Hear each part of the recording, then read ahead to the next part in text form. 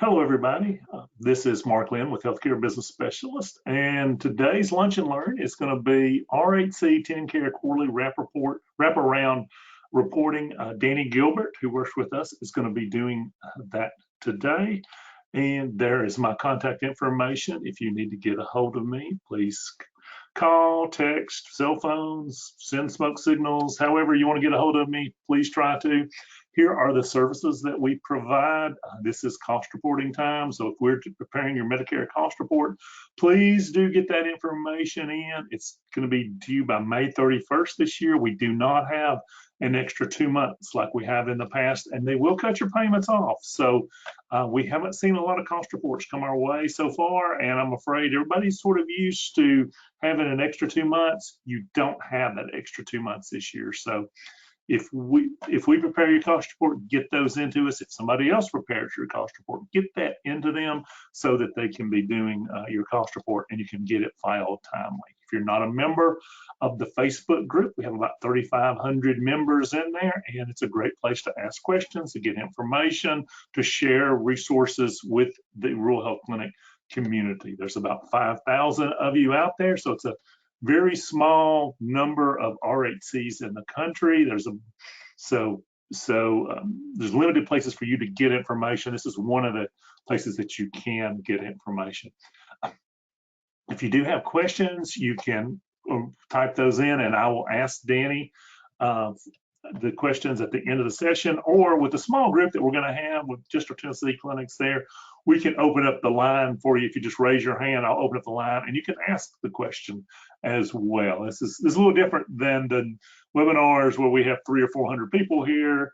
We're going to have 50 or 60 people here today, so it will not be as many as the normal ones.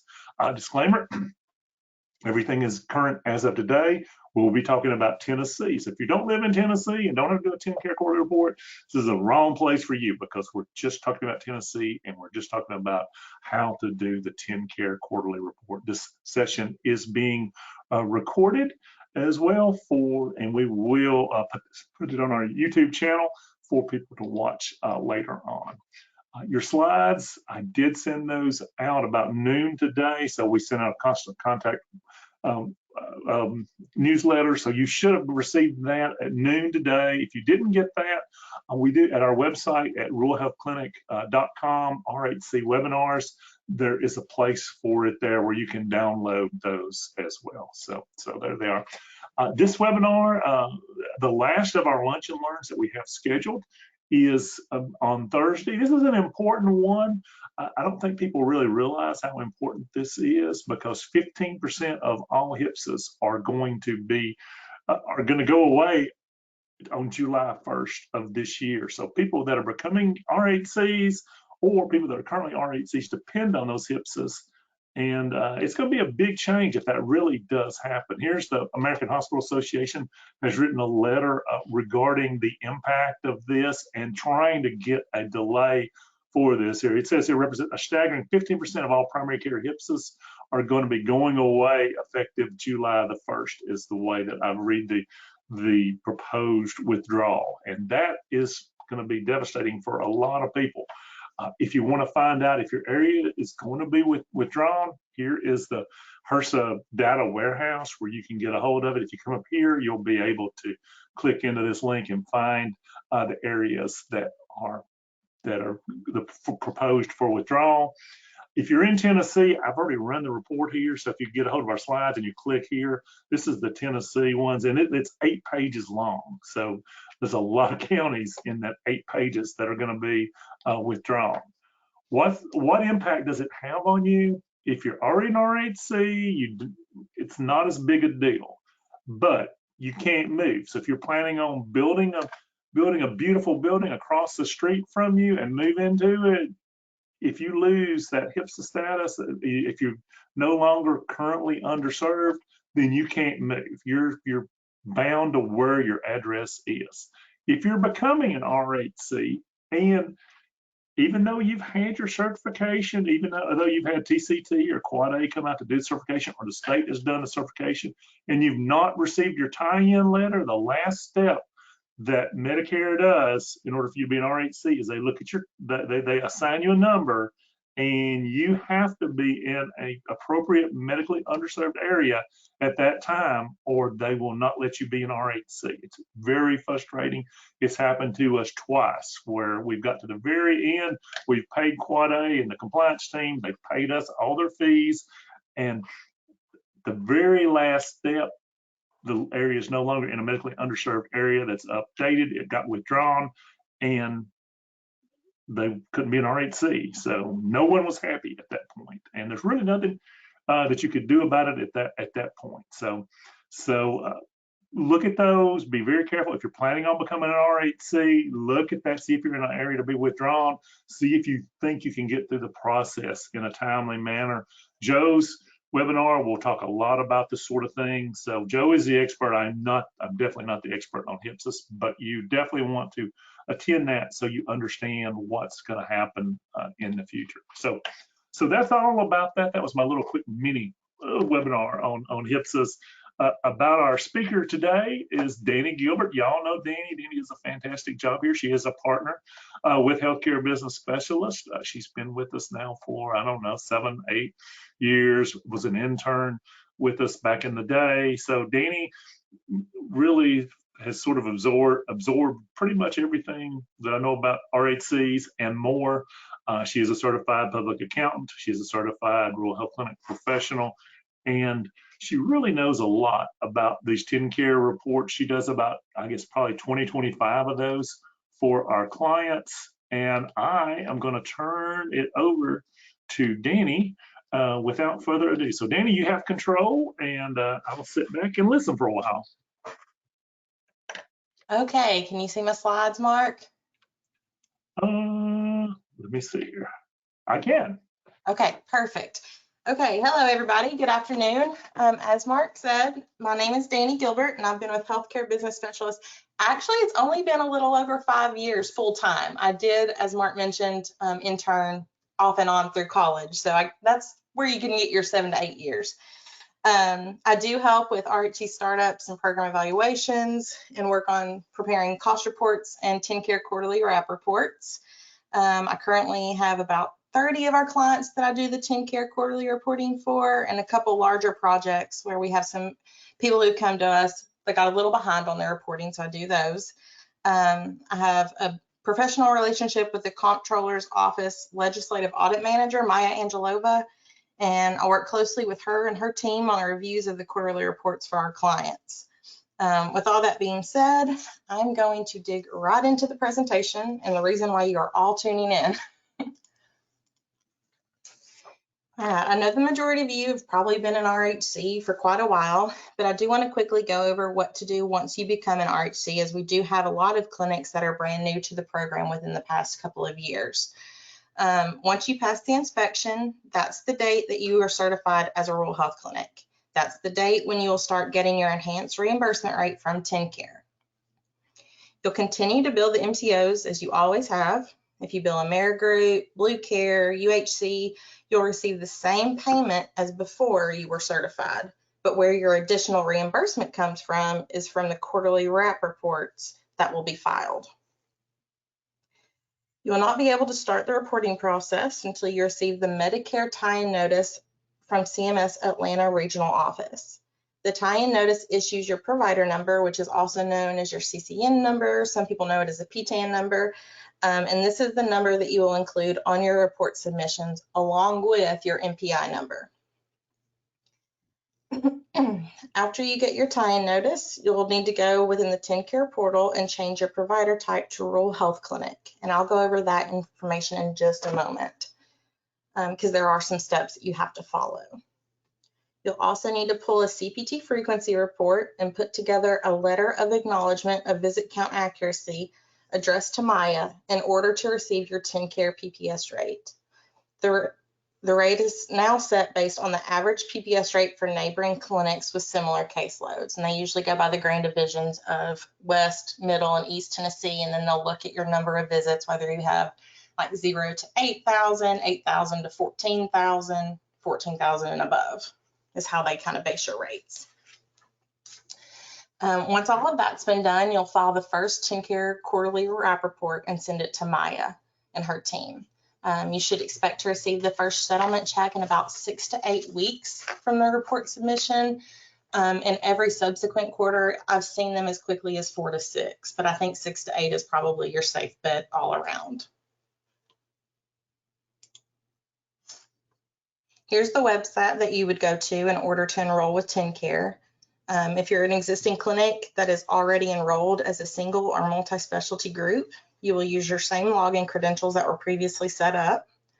Once you log into the portal, you'll follow these instructions to change your provider type to rural health clinic.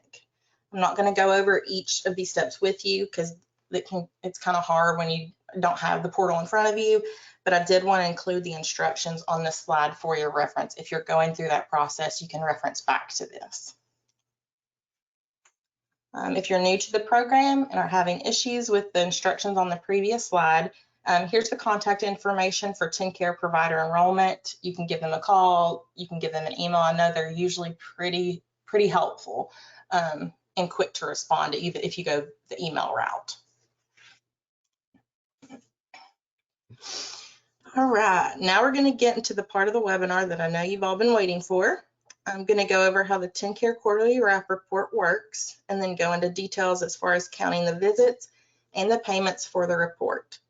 I'll also open up the spreadsheet and show you that process that I use that has made it easy to make sure that I capture everything and that it gets reported accurately when sending to the comptroller's office for settlement.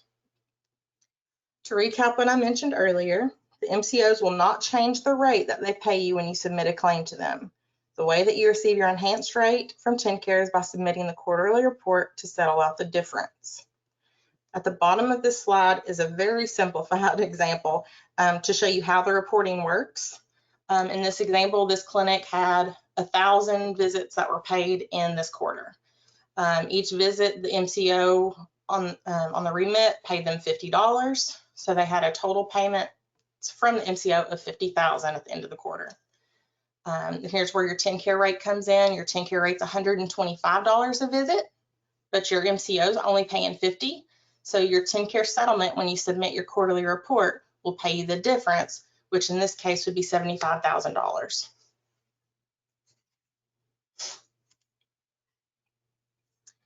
Tenncare quarterly wrap reports are due the last day of the month following the close of the previous reporting period. You will notice in the above chart that Tenncare uses the calendar year quarters as their reporting periods. Currently, Tenncare does accept late filings, but that could potentially change at any time. So I highly recommend you getting your reports filed by the published due dates. With that being said, I did want to make this note, as I know we have a lot of clients that have come to us recently who either A, were not aware that they had to do a quarterly report, or B, they were just falling behind and afraid that they had missed the deadline and wouldn't get paid. If you fall into either of these two categories, you can still file the late reports for a reimbursement. So get on those if you haven't already, because that's potentially free money just sitting there for you. All right, now we're going to get into the details as far as counting the visits and the payments for the Tenncare quarterly report. You want to count only those visits that were paid during the quarter that you are reporting on. If there's a claim that is unpaid, your billing staff or billing company, if you use one, should be looking into those claims to see why they were unpaid, correcting them, and then resubmitting them.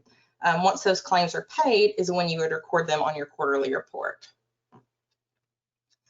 The way the report works is that the visits and claims that are paid in January through March, for example, will be reported on the first quarter wrap report.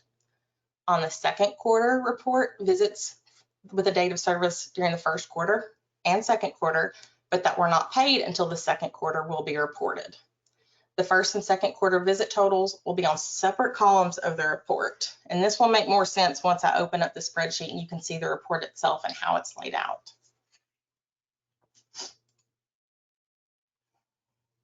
Here's an example of what the report will look like when you have visits paid in a certain quarter, quarter two in our example, whose dates of service were in multiple quarters. In this example, the clinic has 418 visits with a date of service in Q1 and 513 visits with a date of service in Q2 that were paid in Q2.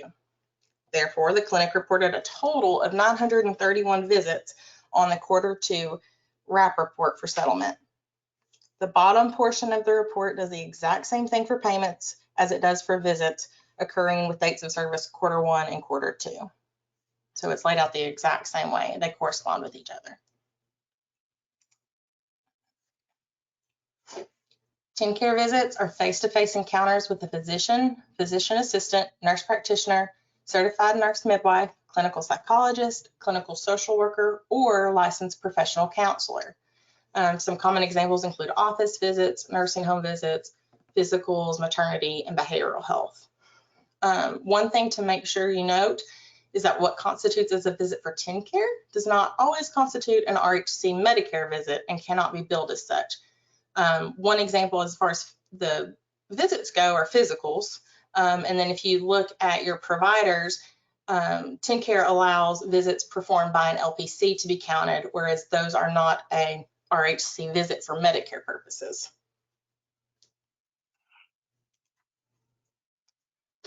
In most cases, Tenncare will limit the number of visits that a clinic can claim to 1 visit per patient per day. Pediatrics will be allowed to count both a sick and well visit on the same day. And then another example is if you have a sick visit and a behavioral health visit on the same day, you can count 2. If the patient was seen by 2 different providers for the sick visit and the behavioral health visit, and if the clinic included behavioral health in their initial scope of service. If the clinic did not include behavioral health in their initial scope of service, you'll have to file and get approved for a scope of practice change with Tenncare. And that's a little more meat that we don't want to look into right now. If you have questions about that, feel free to reach out, but that's not common.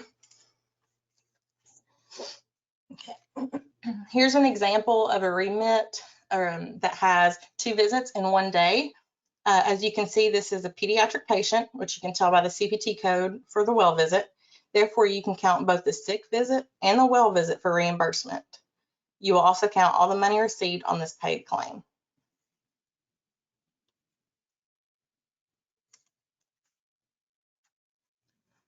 Here's a statement that came from Julie Rogers. She's now the Assistant Director to the Comptroller of the Treasury regarding counting payments. The biggest thing to note is that you want to include all monies received for services, including lab services, provided to Tenncare enrollees. You also want to make sure you're counting the payments coming from third-party payers and patient liability amounts. This would include deductibles, copays, things of that nature. Some reports that I've reviewed for clinics have omitted the copays because they may not have collected those from the patient. However, you must count those payments as it's your duty to collect those from the patient. Whether you do or not, it's kind of on you. It's not Tenncare's responsibility to pay something that you were supposed to collect from the patient.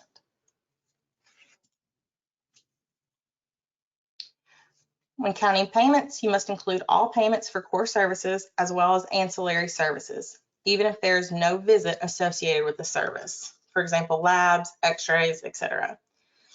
There are also some fairly new exceptions to the statement that I'll cover towards the end of the session with some updates. Another thing, all payments must be included, including patient copays and payments from third-party insurance payers. Here's an example where there would be no visit to count for reporting, but you must include the payment that you got for the venipuncture. So the $135 that you got from the MCO would have to be included on your quarterly report, even though there's no office visit associated with it.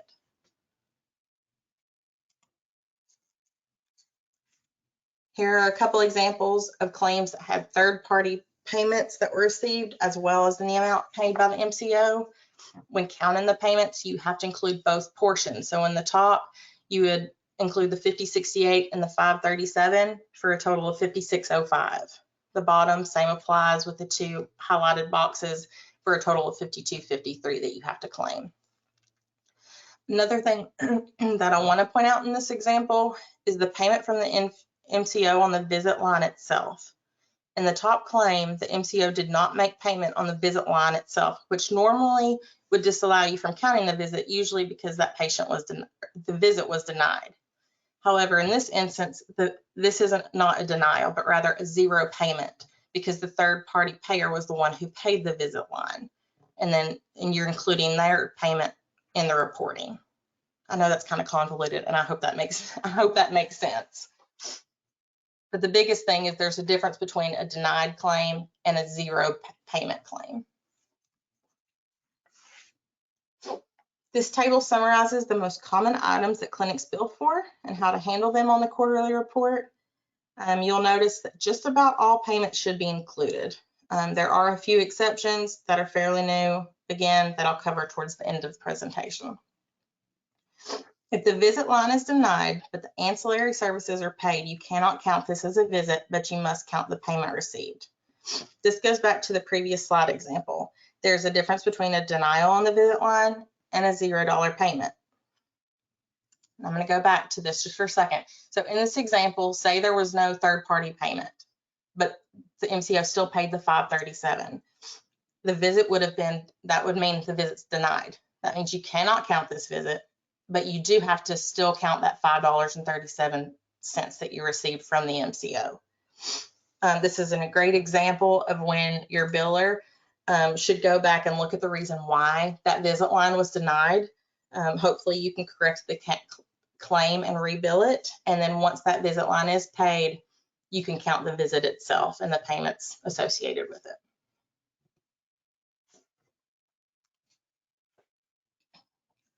One common example of not counting a visit would be for Medicare crossover claims.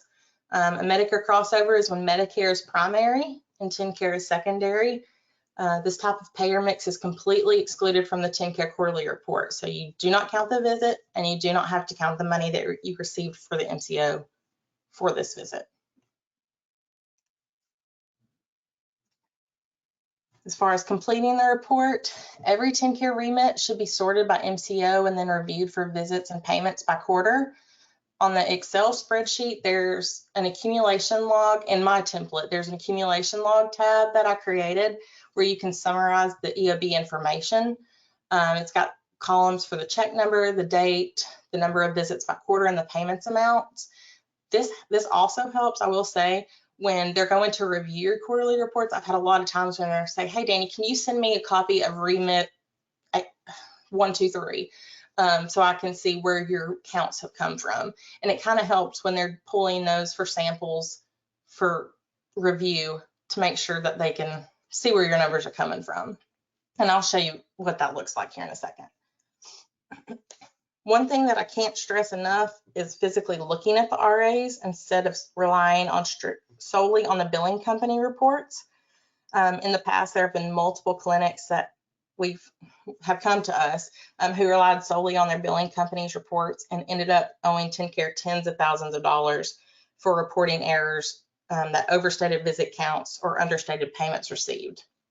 It's one thing to rely solely on a billing company, and another if you have ensured that their process for pulling those reports works. So if you want to rely on your billing company, I would do maybe 1 or 2 quarters manually going through them to compare what you get going through them to what your billing report is pulling to make sure that they're tying together before you submit anything. And here I'm going to switch my screen to the spreadsheet. Mark, can you see my spreadsheet? Yes, Dani, I can see it. Okay, good. I just wanted to make sure before I started talking. Here's an example of a report. This was one that I did in the 4th quarter, and it shows all of the information.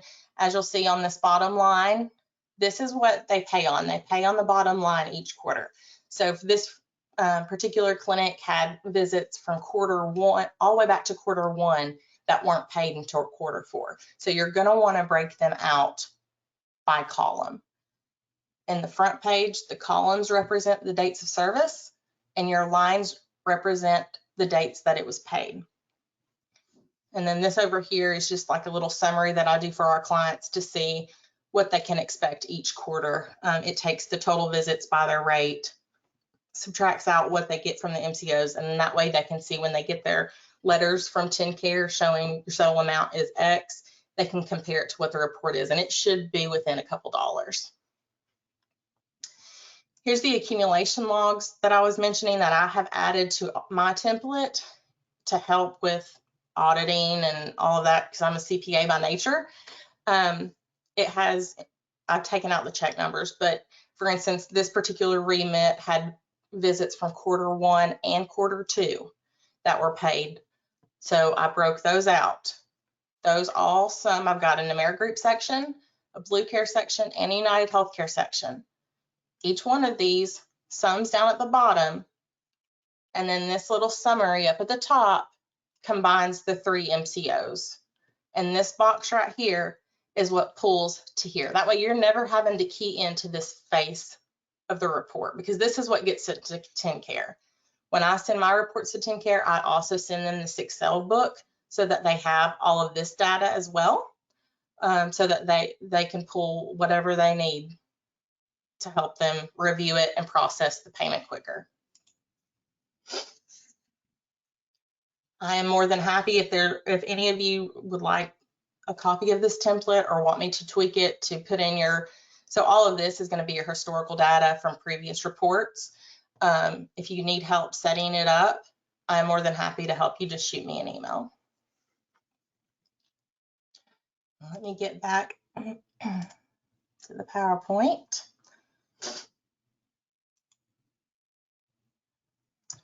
All right, now that we went over the Tenncare PPS reporting, I wanted to briefly touch on Cover Kids.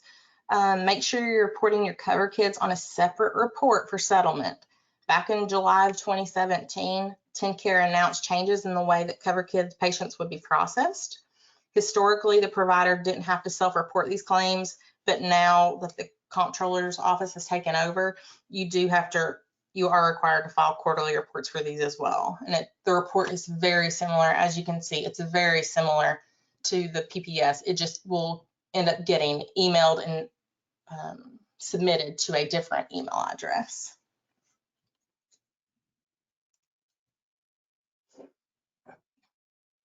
The last part of the presentation, I wanted to go over a few updates that Tenncare has published over the past couple of years regarding Tenncare reporting.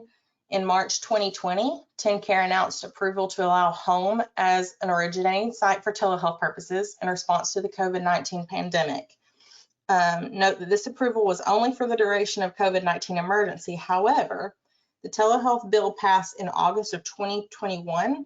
So now RHEs are eligible to continue receiving PPS settlements for telehealth visits if the MCO pays the claim and all other criteria are met, such as an eligible enrollee, you've got an eligible service, eligible provider, etc. And all of that came directly from Maya this morning. I emailed to make sure.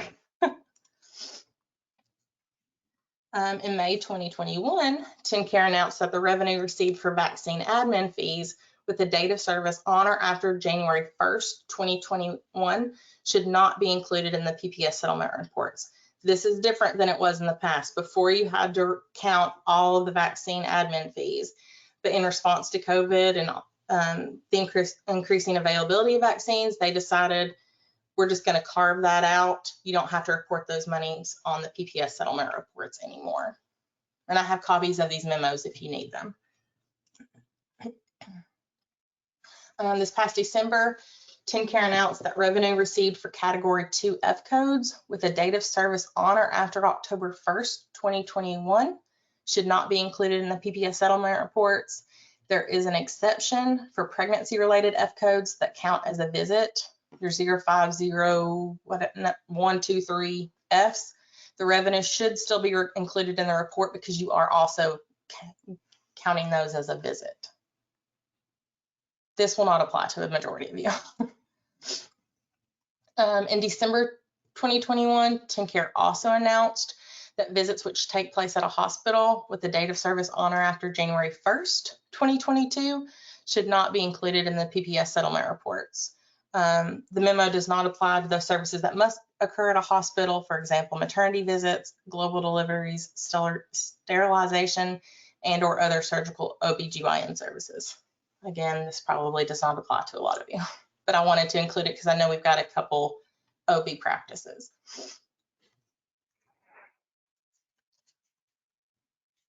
All right, I know that was a lot to cover and I went fairly quickly. I tend to talk fast when I'm nervous. Okay. But I want to open it up to any questions that you may have. Also, if you would like a template created to fit your clinic's historical reporting data, that includes the accumulation logs that I have added to my template, feel free to reach out to me and I'm more than happy to send it to you.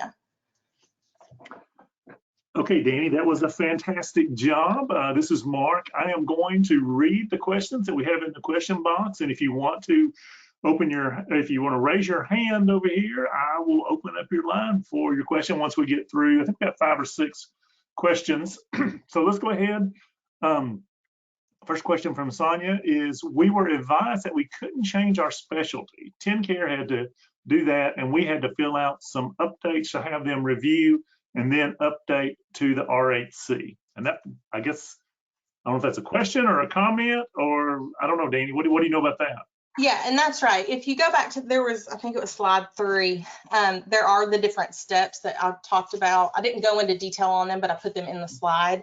Because you will have to like upload your CMS tie-in notice, and then you let them know that it's up there, and then they'll change the type, and then they'll ask you, you'll go back and forth, and all of that. Like I said, I've put the parts that I know on the slide. But if you have any questions, I would reach out to them directly. That you are correct, Sonia, that you do not change it yourself, but it is back and forth with you for them to change it on their end. Okay.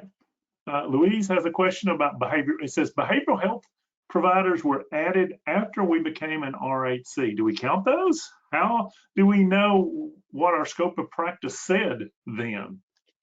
Okay, Louise, you're in a little bit different scenario just because I know your situation, because you came in after the moratorium and they don't do base year cost reports anymore.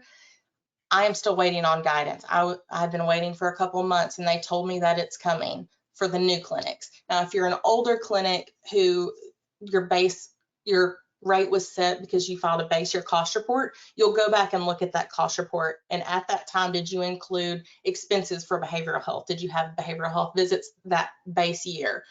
So it's going to be different whether you were before the moratorium or after. Yeah, and then, and Louise, there's for some of the ones that I know we had some that were some of the older ones that had a base rate set, and Tenncare came in and they were including behavioral health in there, even though it wasn't in their base year. Tenncare tried to come in and say, well, we shouldn't have paid that. We want this money back. And then I went in and looked at the rules and looked at all the regulations that they published at the time, and none of it said that you had to have a scope of practice change to do that. They were just telling people that. And that was about a year and a half or so ago. And they said, well, we'll get back to you on this because we can't find it either. And it's been a year and a half and we haven't heard back from them, and they haven't asked for the money back either. So we'll get an update here eventually, but that's something that's a very, I don't know, it wasn't very spelled out at all back then. And it's still, I don't think it's been settled yet, but going forward, that's the way you want to make sure that you do that. Okay, so next question. So adult preventive services and sick visits on the same day do not qualify to be counted. I guess they're saying is you don't get 2 visits for a preventive service and for a sick visit on the same day if they're adults. And that's the way I've always understood it, was if they're children, you can get 2 visits. If they're adults, you don't. Is that right, Dani? Yes, sir, that's correct. It's easier just for me just to look at the CPT codes, because I think 384 and 394 end it's age 17. So anything lower than that, you can count on both. But if it's above that, you cannot count 2 visits on the same day. Okay, and then Louise has another question here. Copay count questions. Primary paid and allowed $25 copay. Tenncare MCO said no extra payment and we can't balance bill the $25, so it is a write-off. So do we count the $25 or not? The copay money was not received. I'm going to say yes, just because that's my gut and I know how Tenncare works. I can find out for sure for you though, Louise. One thing to look at though, because when you're looking at your remit, if it shows that $25 copay in that column on the remit that says copay, then more than likely they're going to make you count it. If it's not showing there, it may be up for interpretation. But again, I can find out for sure for you and let you know what they say. Okay. Is the vaccine admin code only for COVID vaccine, or what about vaccine for children administration? It is for all vaccines. When they put out that memo, and I can send you a copy of that if you would like, but it is now for all vaccines. Okay, and then Brenda's saying we just added behavioral health as well, so please let us know as well what we need to do. So okay, we'll do that. We'll do that, Brenda. Let's see here, and Darla. Yes, Darla. Hey, I was wondering why Darla was staying under. She's from Georgia, and she's like, "Is this just for Tennessee clinics?" I'm like, "Yeah, you missed the first part where I told everybody this is just Tennessee." So, Darla, we will see you soon, honey. So sorry about that. Okay, Tennessee does not show it as a copay, though the primary did show it as a copay. That's Louise's question. Okay. There. Okay. I would think, Louise, that then you wouldn't have to, but I can find out for sure because I don't want to tell you wrong. Okay. All right. That's all of the questions that we have. Let me see here, see if anybody's got their hands up. If you want to talk to us, this is a good chance to do so. Before we leave, Dani, I know one thing that you do that's really neat when you do these is you go into what is it, Availity, and what's the other one that you go into? Yeah. So you can go into Availity. The Availity portal is where you can pull Amerigroup and Blue Care remittance advices. And then UHC, I've seen some clinics that use Optum Health, and then some use like a UHC online. You can, depending on which way your clinic set up, is where you can pull them from. But you can actually go, and that's what like Mark said, that's what I do is I'll go in, I'll pull all of the remits from, so if I'm doing the first quarter, January 1st to March 31st. And then that way I know I've got every single thing that was paid because they're all right there. And I actually print them all out. And then I color code the dates of service. If the visit occurred in Q4, it's one color. If it occurred in Q1, it's another. And then that helps me when I'm going through and keying it onto the accumulation log. It is a lot of work. It's not hard. It's just, it is a lot of work. It's very detail oriented. But when the auditors ever come in, I put it in an expandable folder every single quarter, and you can say, okay, here's all of my reports, here's all of my supporting documentation, have at it. So, but yes, Mark, you're correct. Availity, like I said, Availity is for Amerigroup and Blue Care, and either Optum or UHC Online is where you can pull your UHC remits. Yeah, I think I can't stress enough to really double check if you're trying to do it through a billing company. I know we've seen people try to do through Athena before, and I've never seen it actually work. And so what I would do is do it manually for at least the first 2 quarters and see if you're getting very close to the same numbers, because we've had the comptroller's office call us several times in the past saying, hey, people were doing this report this way and we don't think it's right. Can you go back in and do this report the way it should be? And then they've done audits and they've come up with, hundreds of thousands of dollars of differences when you do it that way. And also the Medicare, remember Medicaid and Medicaid crossovers do not go on this report. I've seen several comptrollers of the Treasury reports where they come in and do audits and they said such and such clinic did this and they were overpaid by $300,000 or $400,000 or $500,000 because of that. So that is something that we've seen several clinics, none of our clinics, but I've seen audit reports that the comptroller's Treasury office releases that shows people that have done that, and that is not good. Let me tell you, that is not good. So, and one thing I had on my one of the slides that I didn't actually go into details on, but one that I was reviewing recently had this problem, is nurse-only visits. Those do not count because they were not done by an quote RHC provider. the definition of an RHC provider. I know one that I reviewed just a few weeks ago, they had been counting 99211s for a while. And I was like, oh no, you never could have done that. You were never supposed to be doing that. So we had to go back, and we cleaned it up, but that is one thing you want to make sure those nurse only visits do not count either. Okay. All right. Well, Dani, thank you. You did a great job. There's nothing to be nervous about whatsoever. And thank you guys for attending. Again, the session on Thursday will be great as far as the